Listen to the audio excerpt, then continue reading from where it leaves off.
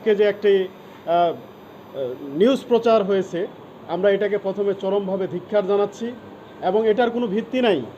এটা কোথা থেকে এসেছে, কিভাবে এসেছে, এটার আমরা কোনো ভিত্তি খুঁজে পাচ্ছি না।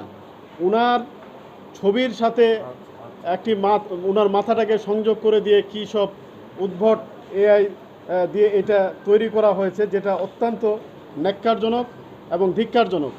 আজকে সকলে মিলে আমরা এই প্রতিবাদ জানাচ্ছি এবং আপনাদেরকেও সকলকে আমার অনুরোধ থাকলো জেলা বিএনপির পক্ষ থেকে যে এই এআই যারা করছে বা তাদের নজর রাখা এবং কারা করছে তাদের প্রতিবাদ করা।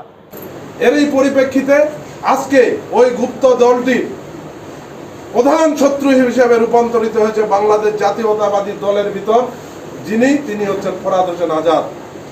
এই আজাদকে তারা প্রধান শত্রু মনে করে তাকে কিভাবে হেয় প্রতিপন্ন করা যায়, এই জন্যই আজকে তাদেরই শিবিরের কিছু পেজ থেকে এই আর্টিফিশিয়াল যে এআই আমরা যেটাকে বলি, এই এআইয়ের মাধ্যমে একটা ভিডিও এবং কিছু ছবি তারা তৈরি করে আজকে তার মান ক্ষুণ্ণ করার জন্য, তাকে হেয় প্রতিপন্ন করার জন্য এই ভিডিওগুলো তারা প্রকাশ করেছে।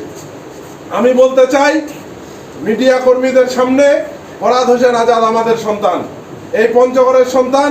আপনারা জানেন তিনি মিডিয়া বান্ধব, তিনি কৃষক বান্ধব, তিনি কর্মী বান্ধব একজন নেতা।